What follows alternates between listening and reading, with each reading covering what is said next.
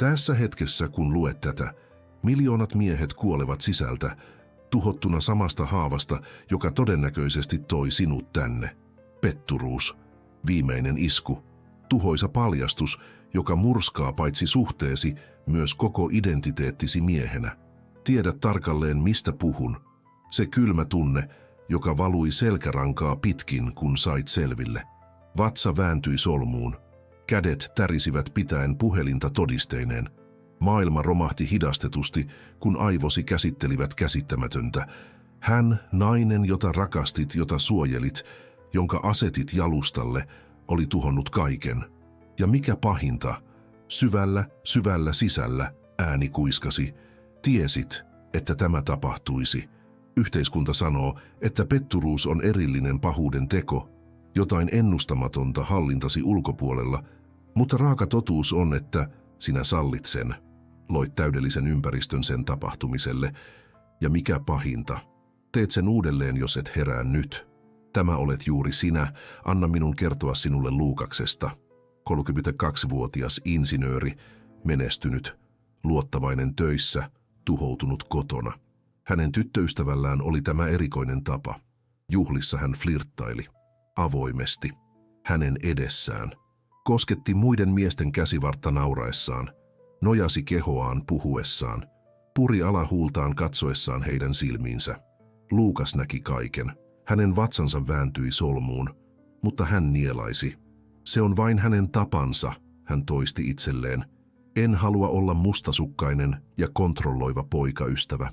Ensimmäinen kerta oli hänen parhaan ystävänsä syntymäpäivillä. Hänellä oli yllään se punainen mekko, jota Luukas rakasti, mutta hän ei käyttänyt sitä Luukasta varten. Juhlien aikana hän vietti enemmän aikaa jutellen Rikun, tuskin tuntemansa miehen kuin Luukaksen kanssa.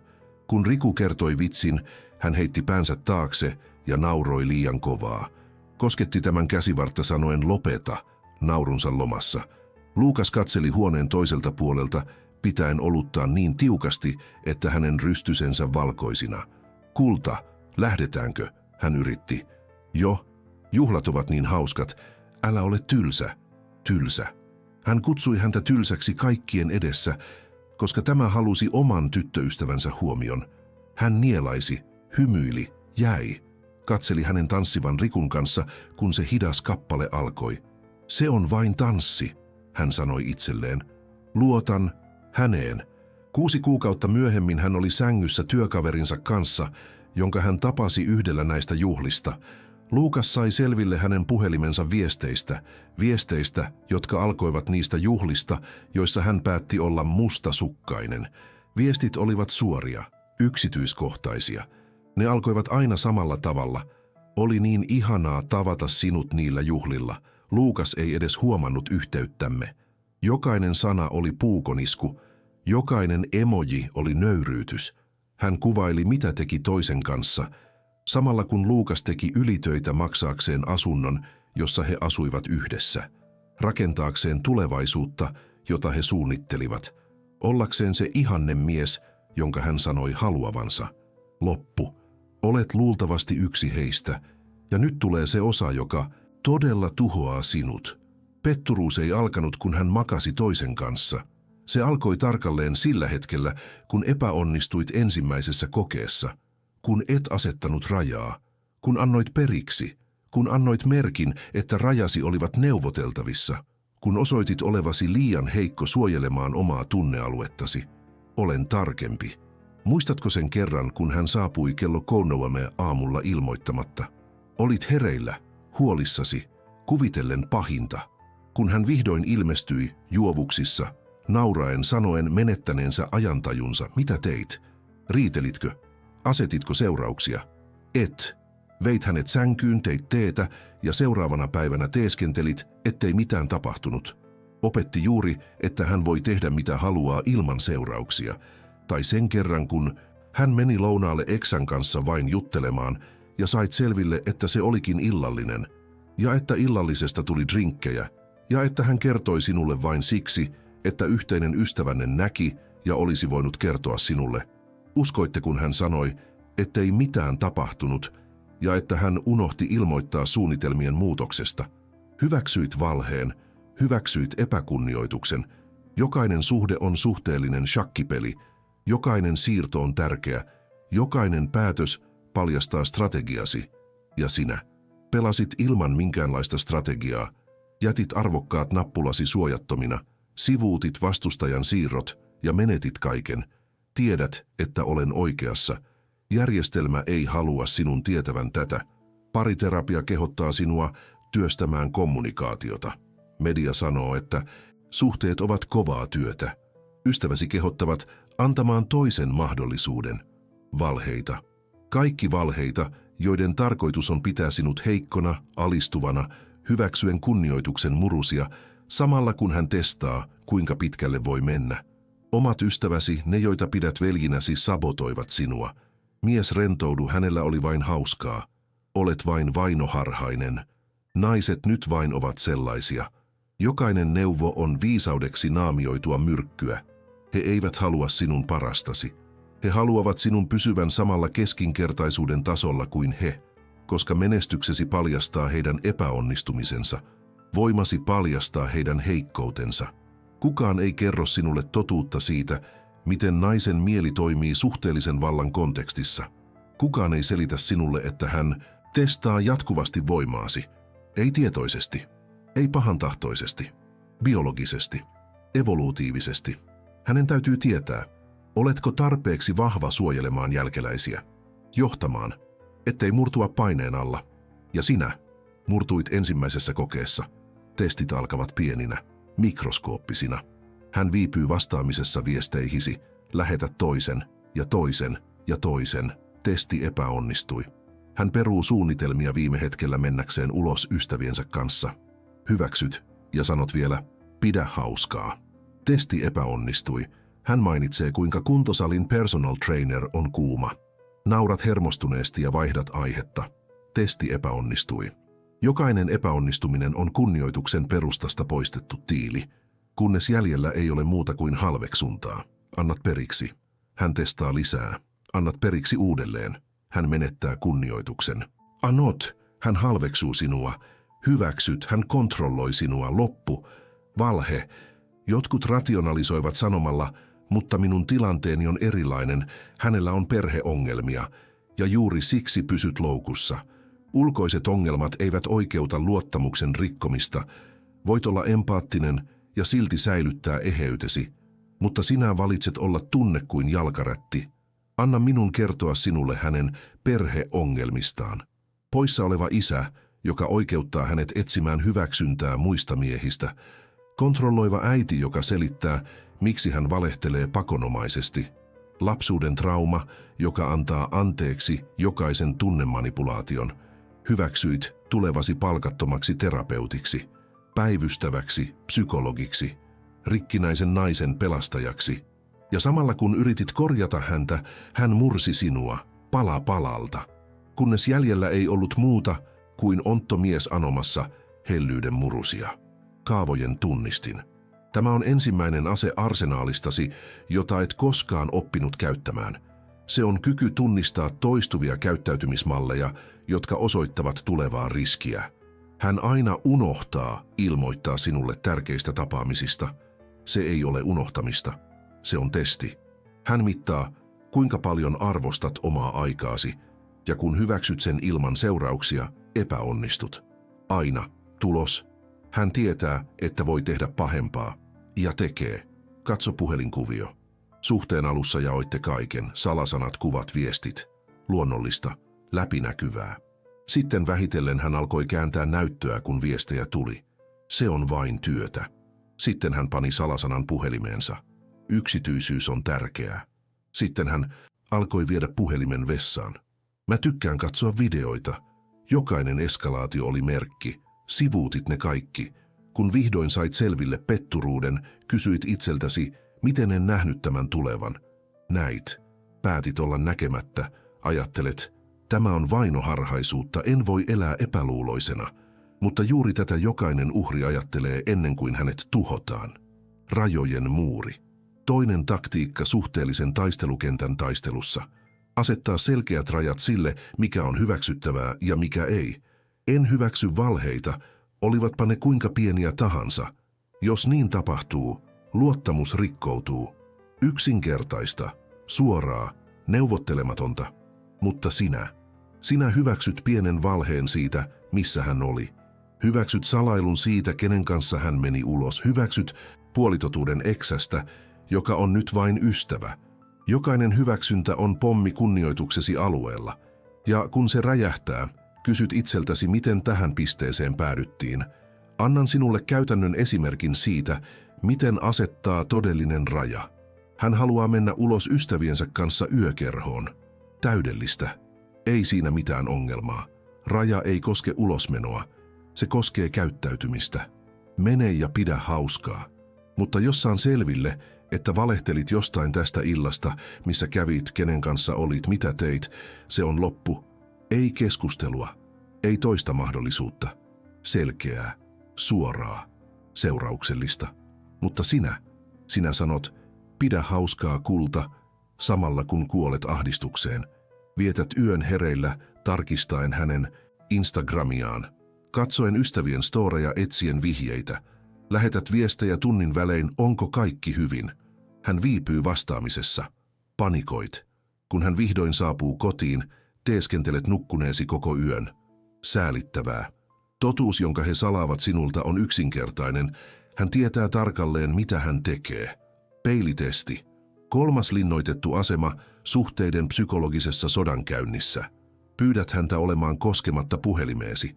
Ei siksi, että sinulla olisi jotain salattavaa, vaan testataksesi rehellisyyttä. Ja sitten tarkkailet.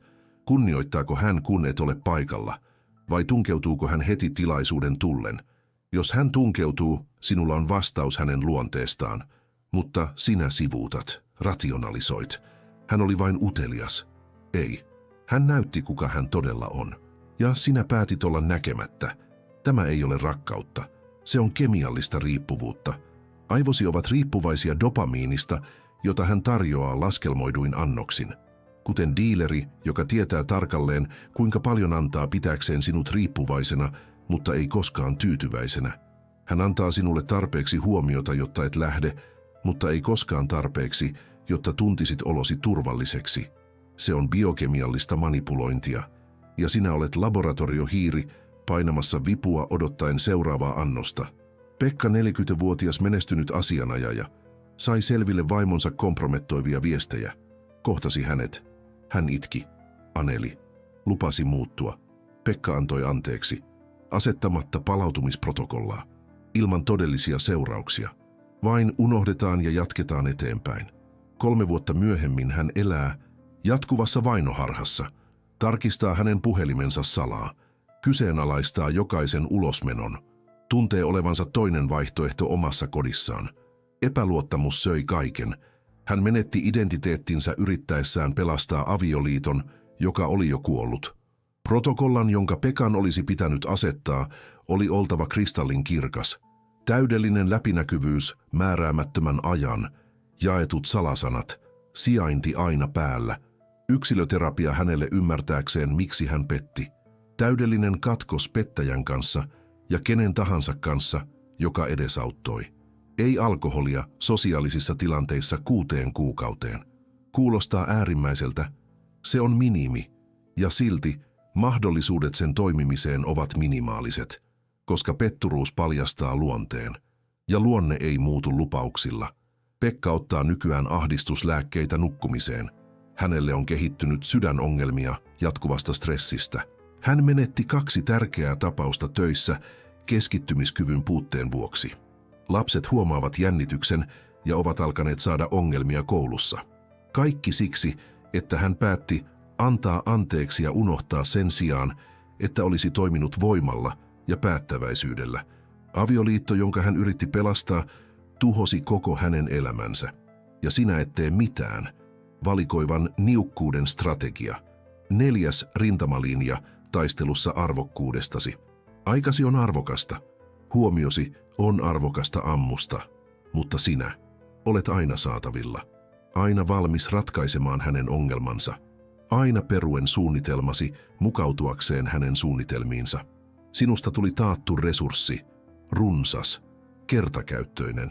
Kun jokin on runsasta, se menettää arvonsa. Menetit arvosi. Ja nyt kysyt itseltäsi, miksi hän ei kunnioita sinua. Niukkuuden on oltava kirurgista, strategista. Ei kyse ole lapsellisista peleistä, joissa viesteihin vastaamisessa viivytellään. Kyse on selkeistä prioriteeteista. Tehtäväsi tulee ensin. Tarkoituksesi. Rakentamisesi. Hän on täydennys, ei keskus. Kun hän huomaa, että sinulla on täysi elämä ilman häntä, että et tarvitse häntä ollaksesi kokonainen, peli muuttuu. Hän lakkaa testaamasta, koska tietää, että voit lähteä milloin tahansa, ja paradoksaalisesti tämä saa hänet haluamaan jäädä. Mutta sinä teit päinvastoin, jätit kuntosalin viettääksesi enemmän aikaa hänen kanssaan, lakkasit tapaamasta ystäviä, koska hän tuntui yksinäiseltä, luovuit siitä kurssista, jonka halusit käydä, koska se oli ristiriidassa hänen suunnitelmiensa kanssa, liukeni suhteeseen, muutuit lisäkkeeksi, varjoksi, ja varjot eivät herätä kunnioitusta. Odota, pahenee. Luonnollisen seurauksen sääntö. 5. hyökkäys olemattomassa arsenaalissasi. Hän myöhästyy tärkeästä tapahtumastasi. Jatkat ilman häntä. Hän valehtelee jostain pienestä. Luottamus vähenee näkyvästi. Hän rikkoo rajan. Suhde viilenee suhteellisesti. Luonnollisia seurauksia. Automaattisia. Ei draamaa. Ei riitoja. Vain syy ja seuraus. Mutta sinä pelastat. Aina pelastat. Poistat seuraukset. Ja opetat, ettei sanoillasi ole mitään painoarvoa. Todellinen esimerkki. Hän lupasi tulla äitisi syntymäpäiväillalliselle. Sinä päivänä hän keksi päänsäryn. Menit yksin, keksit tekosyyn, kesti nolostuksen. Seuraus, jonka olisi pitänyt soveltaa. Olet epäkunnioittanut perhettäni. Tämä sai minut harkitsemaan tulevaisuuttamme yhdessä uudelleen. Tarvitsen aikaa käsitelläkseni tämän. Ja sitten etäänny. Laskelmoitu kylmyys. Mitattu etäisyys. Hänen täytyy tuntea valintojensa todellinen paino. Mutta sinä veit hänelle keittoa ja vielä pyysit anteeksi, että jouduit menemään illalliselle. Järjestelmä ei halua sinun tietävän, että valtasuhteessa on nollasummapeliä. Kun sinä häviät, hän voittaa. Kun sinä annat periksi, hän etenee. Kun sinä alistut, hän hallitsee. Oma arvon kalibrointi. 6. asema. Itsetuntosi tuhoutuneella alueella. Säilyttää realistinen käsitys omasta arvostasi. Ei sidottu hänen hyväksyntäänsä. Itsenäinen, autonominen, horjumaton. Mutta sinä anot huomiota. Lähetät viestin toisensa perään, kun hän ei vastaa. Vaivut epätoivoon, kun hän etääntyy. Neuvottelet periaatteistasi hellyyden murusista. Sinusta tuli tunnekerjäläinen, ja kerjäläiset eivät valitse, mitä saavat. Näytän sinulle, miten tuhosit oman arvosi. Alussa hän etsi sinua, soitti kysyäkseen päivästäsi, suunnitteli tapaamisia, teki yllätyksiä. Sitten sinä mukavoituit, lopetit itsestäsi huolehtimisen, lihoit, menetit kunnianhimon, olit ennustettava, tylsä, rutiininomainen. Samaan aikaan hän jatkoi kehittymistään.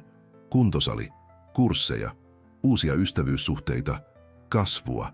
Sinä jämähdit paikoillesi hänen kehittyessä ja kysyt itseltäsi, miksi hän menetti kiinnostuksensa. Sinusta tuli geneerinen versio itsestäsi, korvattavissa, kertakäyttöinen. Gabriel oli 27-vuotias, lahjakas kehittäjä. Hän sotkeutui salaperäiseen naiseen, hän katosi päiviksi, ilman selitystä. Ilmestyi uudelleen epämääräisillä tarinoilla. Tarvitsin aikaa. Selvitin asioita. Hän hyväksyi. Luottamuslause.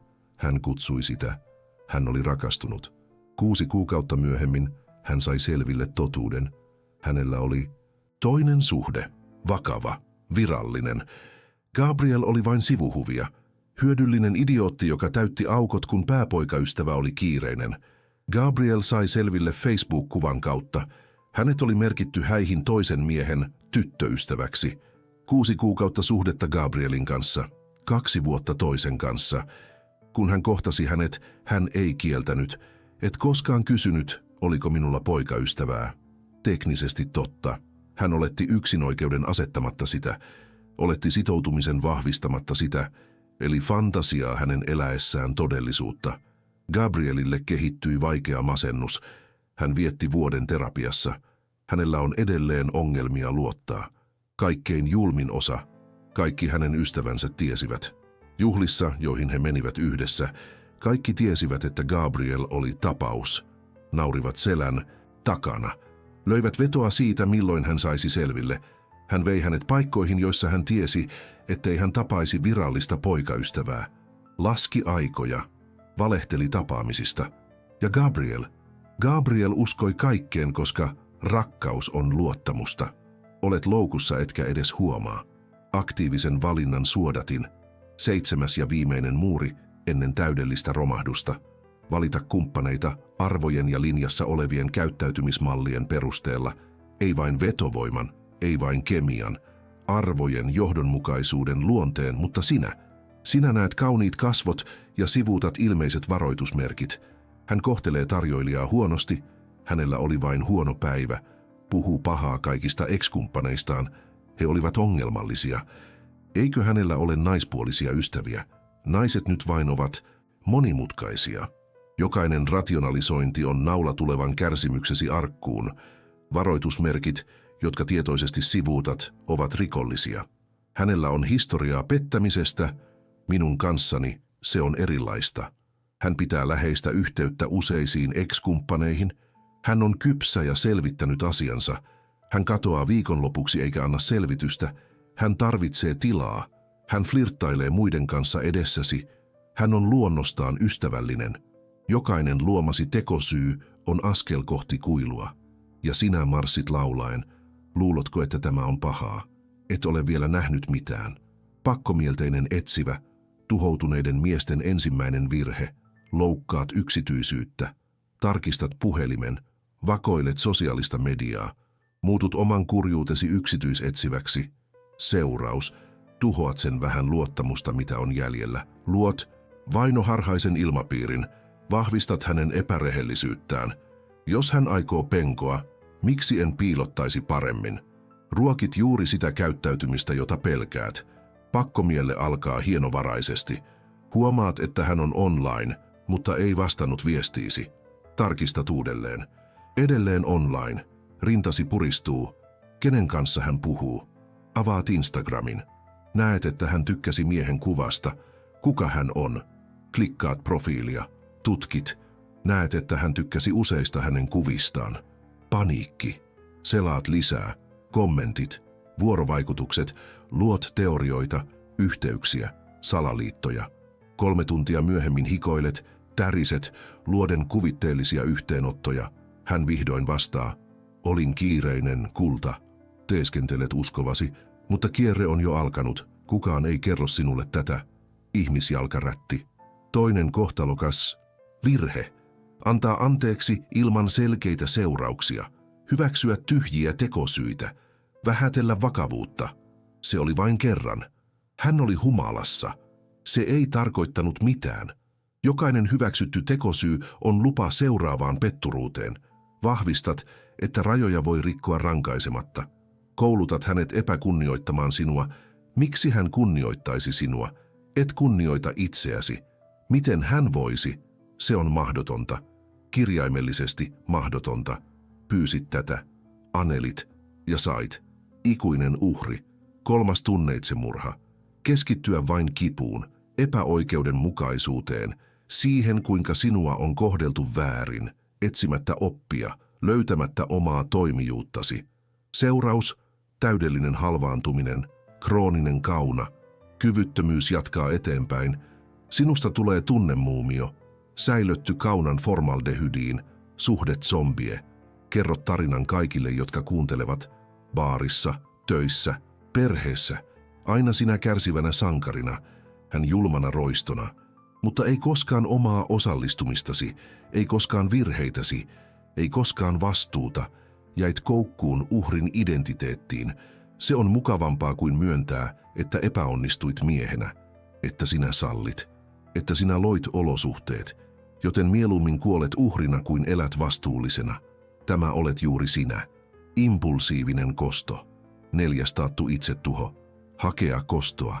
Paljastaa hänet julkisesti. Toimia sokeassa raivossa. Lähettää kuvakaappauksia hänen perheelleen. Kertoa pomolle. Tuhota maine. Seuraus. Äärimmäinen tunnekuormitus. vahinkoa omalle maineellesi, mahdolliset oikeudelliset seuraukset. Sinusta tulee tarinan roisto, hänestä tulee uhri. Täydellinen todellisuuden käänne on Kallen tapaus. Johtaja sai selville morsiamensa petturuuden 2 viikkoa ennen häitä, sokeutui raivosta. Lähetti todisteet kaikille hänen WhatsApp-kontakteilleen, perheelle, ystäville, työpaikalle, postasi Facebookiin, Instagramiin, LinkedIniin, paljasti intiimejä keskusteluja, yksityisiä kuvia, tuhosi hänet julkisesti. Tulos: kanne moraalisten vahinkojen vuoksi, lähestymiskielto, potkut työstä epäasianmukaisen käytöksen vuoksi. Hän esitti uhria väkivaltaisessa suhteessa, sai kaikkien tuen. Kalle menetti kaiken: ystävät, työn, arvokkuuden. Kaiken 5 minuutin kostonhimoisen tyydytyksen vuoksi. Jotkut sanovat, tämä on uhrin syyttämistä. Mutta juuri tätä jokainen heikko mies sanoo välttääkseen vastuuta. Kyse ei ole petturuuden syyllisyydestä. Kyse on sinun toimijuudestasi ympäristön luomisessa tai sallimisessa. Kyse on sinun muutosvoimastasi. Kyse on heräämisestä. Petturuuden jälkeinen idealisointi. 5. ja säälittävin antautuminen. Muistaa vain hyvät hetket. Sivuuttaa merkit, jotka olivat aina olleet siellä. Kirjoittaa historiaa uudelleen. Olimme täydellisiä ennen tätä. Ei, ette olleet koskaan. Valitsit vain olla näkemättä. Seuraus: toistat. Aina toistat. Seuraavan kanssa. Ja seuraavan. Ja seuraavan. Säilytät kuvat. Luet vanhoja viestejä uudelleen. Romantisoit alkua. Hän oli erilainen silloin. Valhe. Hän oli aina juuri se, joka osoittautui lopussa. Sinä maalasit hänet väreillä, joita ei ollut olemassa. Projisoit kuvitteellisia hyveitä. Loit mielessäsi kuvitteellisen naisen ja rakastuit omaan luomukseesi. Todellinen oli aina juuri se, joka petti sinut.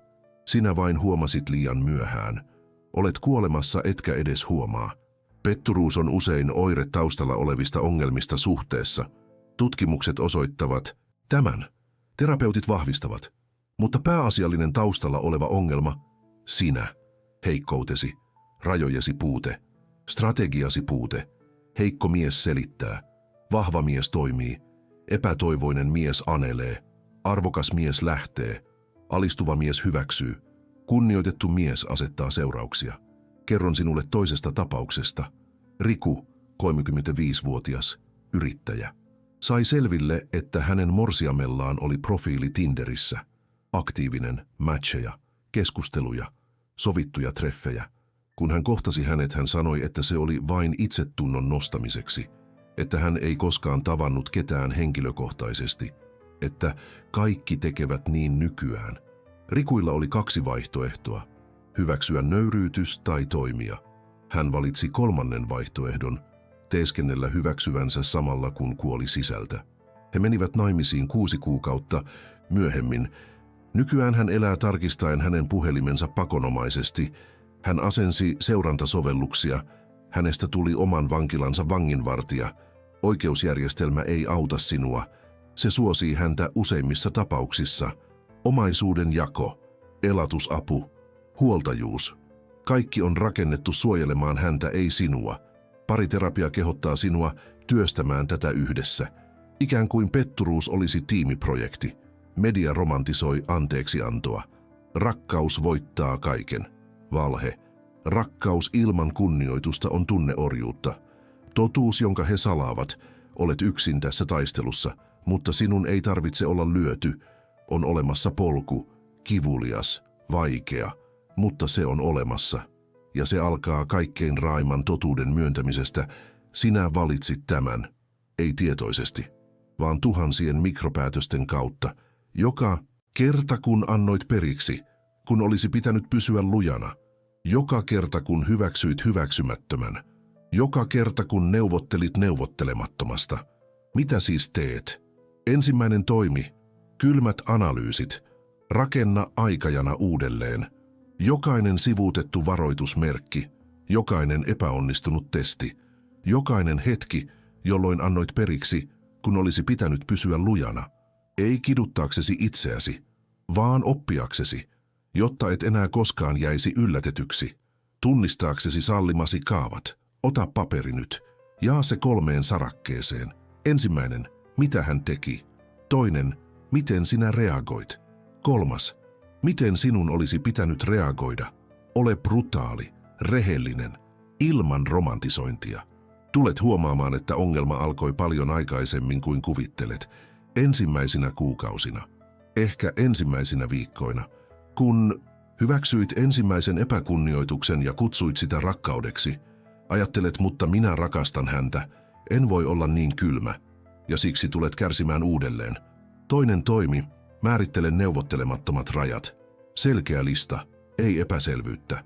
Valhe, hyväksymätöntä, julkinen epäkunnioitus, raja ylitetty, salaisuudet tapaamisista, luottamuksen rikkominen, kirjoita, muista, sisäistä. Nämä ovat muurisi, linnoituksesi, pyhä alueesi, mutta rajat ilman seurauksia ovat ehdotuksia. Sinun täytyy määritellä tarkalleen, mitä tapahtuu, kun raja ylitetään. Ei tyhjiä uhkauksia, konkreettisia tekoja. Hän valehtelee, etäännyt 3 päiväksi, ilman yhteydenottoa, ilman selitystä muuta kuin tiedät mitä teit. Hän epäkunnioittaa julkisesti, lähdet tilanteesta välittömästi, ilman draamaa, ilman keskustelua, vain lähdet. Hän oppii seurausten kautta, ei sanojen. Tämä ei ole rakkautta, jota tunnet. Se on riippuvuutta. 3 toimi, kommunikoi selkeästi ja rauhallisesti. Ilman vihaa, ilman syytöksiä, vain faktoja. Tämä on minulle hyväksymätöntä. Tämä on odotukseni. Tämä on seuraus. Hän testaa. Aina he testaavat. Silloin kun pidät kiinni kannastasi, kunnioitus alkaa rakentua. Kommunikaation on oltava kirurgista, ilman tunteita, ilman draamaa. Kun teet X pändään, minä tunnen Y pändään, joten teen Z tänään. Valmis. Hän yrittää vetää sinut tunneperäiseen keskusteluun. Älä mene mukaan. Hän itkee. Älä anna periksi. Hän uhkaa erota. Hyväksy. Jos hän eroaa, koska sinulla on rajat, hän teki sinulle palveluksen. Paljasti, ettei hän koskaan kunnioittaisi sinua. Mutta sinä annat periksi. Tiedän, että annat. 4 toimi. Sovella johdonmukaisia seurauksia. Hän ylittää rajan. Välitön seuraus. Ei neuvotteluja. Ei, tällä kertaa se menee. Ei, hän ei tarkoittanut pahaa. Johdonmukaisuus on kaikki kaikessa. Näin koulutat kunnioitusta. Näin suojelet arvoasi. Näin lakkaat olemasta idiootti. Johdonmukaisuus erottaa miehet pojista. Pojat uhkailevat eivätkä pidä lupauksiaan. Miehet toimivat. Pojat huutavat ja antavat anteeksi. Miehet soveltavat seurauksia hiljaisuudessa. Pojat anelevat muutosta. Miehet tekevät siitä väistämättömän johdonmukaisten tekojen kautta. Valinta on sinun. 5 toimi. Arvioi suhde uudelleen. Brutaali, rehellinen, ilman romantisointia. Onko hän valmis kunnioittamaan rajojasi? Osoittaako hän teoilla, ei sanoilla? Osoittaako hän todellista muutosta, ei tyhjiä? Lupauksia, jos ei, tiedät mitä tehdä, mutta et tee, koska olet heikko. Uudelleen arvioinnin on oltava matemaattista, ei tunneperäistä. Ota viimeiset 3 kuukautta. Kuinka monta kertaa hän kunnioitti rajojasi verrattuna siihen, kuinka monta kertaa hän rikkoi niitä? Kuinka monta lupausta hän piti verrattuna siihen, kuinka monta hän rikkoi? Kuinka monta kertaa hän priorisoi suhteen verrattuna siihen, kuinka monta kertaa hän priorisoi muita asioita? Numerot eivät valehtele. Tunteet kyllä. Tiedät, että olen oikeassa. Entä jos menetät hänet? Jos hän ei hyväksy rajojasi ja lähtee, silloin et menettänyt mitään. Vapautit itsesi jostakusta, joka ei koskaan kunnioittaisi sinua. Se on luonnonvalinta. Heikot houkuttelevat saalistajia. Vahvat houkuttelevat kumppaneita. Kerron sinulle, mitä Antille tapahtui. 21-vuotias. Suunnittelija. Sovelsi kaikkea tätä. Asetti rajat. Kommunikoi selkeästi. Sovelsi seurauksia. Tiedätkö, mitä tapahtui? Hän lähti. Sanoi, että hän oli muuttunut. Että hänestä oli tullut kontrolloiva. Että hän ei ollut enää se mies, jonka hän oli tuntenut. 3 kuukautta myöhemmin hän aneli takaisin. Miksi? Koska hän sai selville, että ulkona ei ole paljon miehiä, joilla on selkeät rajat. Että suurin osa on juuri sellaisia kuin Antti oli, heikko, rajaton, kertakäyttöinen. Antti Ei ottanut häntä takaisin. Nykyään hän on naisen kanssa, joka kunnioittaa hänen rajojaan luonnostaan, jota ei tarvitse kouluttaa kunnioittamaan, joka arvostaa miehistä voimaa sen sijaan, että yrittäisi tuhota sitä. Beetamies neuvottelee rajoista, alfamies asettaa ne, heikko mies pyytää kunnioitusta, vahva mies käskee sitä, alistuva mies hyväksyy petturuuden, arvokas mies tekee siitä mahdottoman. Petturuuden uusiutuminen on korkea ilman käyttäytymisen muutosta. Tilastot todistavat. 68% pettää uudelleen. Miksi? Koska et muuttunut. Annoit anteeksi. Unohdit. Teeskentelit, että pääsit yli, mutta et asettanut uutta kehystä. Et luonut uutta ympäristöä. Et tullut uudeksi mieheksi, olet ikääntymässä, kello käy. Jokainen päivä on hukkaan heitetty. Sinulla on yksi elämä, vain yksi, ja heität sen hukkaan. Pelosta, pelko jäädä yksin, pelko olla löytämättä toista, pelko myöntää epäonnistuminen, pelko aloittaa alusta. Jokainen pelko on kahle, jonka asetat itsellesi. Ja hän näkee nämä kahleet, tietää, ettet mene minnekään, että voi tehdä mitä haluaa, että olet oman pelkosi vanki. 2 tyyppiä miehiä lukee tätä nyt.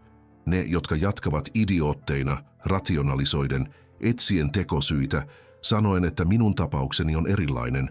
Nämä tulevat kärsimään uudelleen ja uudelleen ja uudelleen, kunnes jäljellä ei ole muuta kuin katkeruutta ja hukattua aikaa, ja ne, jotka heräävät tänään, nyt, jotka katsovat peiliin ja myöntävät, minä sallin tämän, minä loin tämän ympäristön, minä epäonnistuin suojellessani itseäni, mutta ei enää koskaan. Ne, jotka heräävät, käyvät läpi tuskallisen muutoksen. He menettävät joitakin ystäviä, jotka pitivät heitä heikkoina. He kohtaavat vastustusta omalta perheeltään, joka on tottunut heidän olevan jalkarättejä. He kyseenalaistavat kaiken, mihin uskoivat rakkaudesta ja suhteista, mutta tämän kivun toisella puolella on vapaus, voima, varastettu itsekunnioitus. Kumpi sinä olet? Totuus on, että tiedät jo. Syvällä sisimmässäsi, paikassa, jota pelkäät katsoa, tiedät tarkalleen, mihin kategoriaan kuulut. Tiedät, onko sinulla rohkeutta muuttua vai jatkatko samassa säälittävässä syklissä. Tiedät, oletko oikea mies vai vain yksi aikuinen poika anomassa rakkautta. Anna minun kertoa sinulle viimeinen tarina. Markus, 42-vuotias, lääkäri, koki 3 petturuutta, 3 eri naista, 3 nöyryytystä. 3. jälkeen jokin särkyi. Ei hänessä, vaan verho, illuusio. Hän vihdoin näki kaavan. Eivät ne olleet he, vaan hän. Hän valitsi saman tyypin, hän loi saman ympäristön, hän toisti samat virheet. Markus vietti 6 kuukautta yksin. Ei deittisovelluksia, ei treffejä, ei naisia, vain hän ja peili. Terapia, kuntosali, lukeminen, kehitys, rakentaminen. Kun hän vihdoin palasi peliin, hän oli toinen mies, selkeät rajat kuin kristalli, horjumaton oma arvo, 0 toleranssia epäkunnioitukselle. Tiedätkö mitä tapahtui? Samaiset naiset, jotka aiemmin käyttäisivät ja hylkäisivät hänet, nyt kunnioittivat häntä. Jotkut jopa pelkäsivät, koska hän huokui jotain, mitä hänellä ei ollut ennen, omaa voimaa. Hän petti sinua, koska sinä sallit sen. Ei itse tekoa, vaan ympäristön. Epäonnistuneet testit, puuttuvat rajat, olematon kunnioitus. Loit täydellisen taistelukentän omalle tappiollesi, mutta nyt sinä tiedät. Nyt sinulla on aseet, nyt sinulla on strategia. Kysymys kuuluu, onko sinulla rohkeutta, onko sinulla voimaa olla mies, jota ei enää koskaan petetä? Ei siksi, että luotat sokeasti, vaan koska loit todellisuuden, jossa petturuus on ajattelematonta. Missä rajasi ovat ylittämättömiä muureja? Missä arvosi on neuvottelematon? Vai palaatko hänen luokseen? Hyväksytkö tekosyyt? Teeskenteletkö, että asiat paranevat? Elätkö vainoharhassa ja pelossa loppuelämäsi? Sinulla on yksi elämä, yksi ainoa elämä. Ja jokainen päivä, jonka vietät idioottina, on päivä varastettu siltä mieheltä, joka voisit olla. Mies, joka käskee kunnioitusta. Mies, joka asettaa ehdot. Mies, joka ei koskaan, ei milloinkaan, missään olosuhteissa jää enää yllätetyksi. Tämä mies on sinussa. haudattuna sosiaalisen ehdollistumisen, yksinäisyyden pelon ja epätoivoisen naisten hyväksynnän tarpeen kerrosten alle. Mutta hän on siellä, odottaen, että sinulla on rohkeutta antaa hänen nousta esiin, odottaen, että lakkaat olemasta idiootti. Hänen petturuutensa oli lahja, ei teko, vaan paljastus. Raaka paljastus siitä, kuka sinä todella olit. Heikko, rajaton, strategiaton, ilman omaa arvoa. Hän näytti sen sinulle. Julmasti. Mutta näytti. Nyt voit jatkaa olemista tämä säälittävä versio itsestäsi, tai voit käyttää tätä kipua polttoaineena, kuten tuli, joka polttaa heikon pojan ja takoo vahvan miehen. Muutos ei tapahdu kerralla. Se on prosessi. Päivittäinen. Kivulias. Tulet epäonnistumaan. Annat periksi heikkouden hetkinä. Kyseenalaistat, onko se sen arvoista. Näinä hetkinä muista nöyryytys, epäkunnioitus, kipu.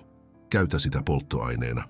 Muistutuksena siitä, mitä tapahtuu, kun olet heikko. Mutta olkaamme rehellisiä.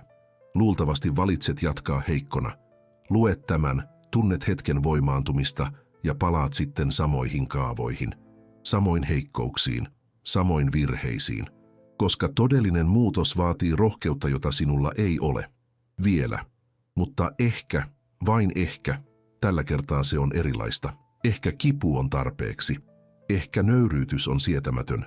Ehkä olet vihdoin valmis lakkaamaan olemasta oman tarinasi uhri. Jos olet päässyt tähän asti, jos luit jokaisen sanan, jos tunsit jokaisen totuuden leikkaavan läpi kieltämisesi, silloin ehkä olet yksi harvoista, yksi niistä, jotka todella heräävät, yksi niistä, jotka muuttavat petturuuden transformaatioksi. Valinta on aina ollut sinun, aina se tulee olemaan sinun. Jokainen päivä on valinta, olla idiootti vai olla mies, olla uhri vai olla voittaja, olla heikko vai olla vahva. Mikä oli ensimmäinen varoitusmerkki, jonka sivuutit? Tiedät sen. Se palaa mielessäsi nyt. Se hetki, jolloin vaistosi huusi ja sinä vaikenit. Jolloin näit totuuden ja valitsit mukavan valheen. Ehkä se oli, kun hän sanoi, että X on vain ystävä, mutta vältti puhumasta hänestä. Tai kun hänellä oli ne työtapaamiset, jotka aina päättyivät drinkkeihin. Tai kun puhelin soi myöhään illalla, eikä hän vastannut edessäsi. Sinä tiesit. Kehosi tiesi. Se puristus rinnassa. Solmu vatsassa. Ääni päässäsi sanomassa, jotain on vialla. Mutta valitsit tietämättömyyden, mukavuuden, totuuden, kivun sijaan. Minkä rajan sinun olisi pitänyt asettaa? Tiedät senkin. Se hetki, jolloin sinun olisi pitänyt sanoa ei, jolloin sinun olisi pitänyt lähteä, jolloin sinun olisi pitänyt asettaa seurauksia. Oliko se, kun hän perui suunnitelmasi 3. kerran mennäkseen ulos ystävien kanssa, kun hän nauroi unelmallesi muiden edessä, kun hän vertasi sinua eksäänsä? Jokainen hetki oli hukattu tilaisuus, mahdollisuus näyttää voimaa, jonka annoit mennä ohi. Ja hän luetteloi jokaisen heikkouden, jokaisen periksi antamisen, jokaisen hetken, jolloin valitsit olla vähemmän kuin sinun olisi pitänyt olla. Tiedät kaiken tämän. Kysymys kuuluu, mitä teet tällä tiedolla? Koska tieto ilman toimintaa on vain älyllistä kidutusta. Se on tietää olevansa sellissä ja valita olla käyttämättä avainta, joka on taskussasi. Se on kuin Juhani, 38-vuotias, opettaja. Luki kaikki kirjat, katsoi kaikki videot, tietää kaiken teorian. Voi selittää tarkalleen, miten suhteet toimivat, missä hän erehtyi, mitä hänen olisi pitänyt tehdä. Mutta jatkaa samassa myrkyllisessä suhteessa 5 vuotta. Jatkaa samojen nöyryytysten hyväksymistä. On sama jalkarätti, koska tietää ja tehdä ovat eri universumeja. Ja Juhani valitsee tunnetun mukavuuden kasvun riskin sijaan. Hän tietää tarkalleen, mitä hän tekee. Aina on tiennyt. Ja nyt sinäkin tiedät. Ero on siinä, että nyt voit tehdä asialle jotain. Voit tulla sellaiseksi mieheksi, joka ei enää koskaan salli tällaista ympäristöä, joka ei enää koskaan epäonnistu testeissä, joka ei enää koskaan neuvottele arvostaan. Tai voit sulkea tämän videon ja palata keskinkertaiseen elämääsi, palata samaan myrkylliseen suhteeseen. Tai löytää toisen täsmälleen samanlaisen, koska vetoat siihen, mitä olet. Ja jos olet heikko, Houkuttelet saalistajia. Tämä on viimeinen totuus, jota kukaan ei kerro sinulle. Et ollut epäonninen. Olit ennustettava. Hän näki sinussa juuri sen, mitä jokainen sinut pettänyt nainen näki, helpon uhrin. Jonkun ilman rajoja, ilman seurauksia, ilman omaa arvoa. Mutta tämä voi muuttua. Tänään, nyt, tässä hetkessä. Jos sinulla on rohkeutta, jos sinulla on voimaa, jos valitset olla enää koskaan idiootti, muutos alkaa päätöksestä, yhdestä ainoasta päätöksestä, pienestä, yksinkertaisesta, mutta lopullisesta, päätöksestä olla enää hyväksymättä hyväksymätöntä, ei neuvotella neuvottelemattomasta, ei antaa periksi siinä, mikä on perustavanlaatuista. Se voi olla jotain pientä, ei vastata hänen seuraavaan viestiinsä välittömästi, sanoa ei seuraavalle järjettömälle pyynnölle, lähteä seuraavasta epäkunnioittavasta tilanteesta. Pieni, mutta lopullinen. Ensimmäinen askel kohti sitä miestä, joka sinun pitäisi olla. Valinta on sinun. Aina on ollut. Aina tulee olemaan. Valinta on sinun.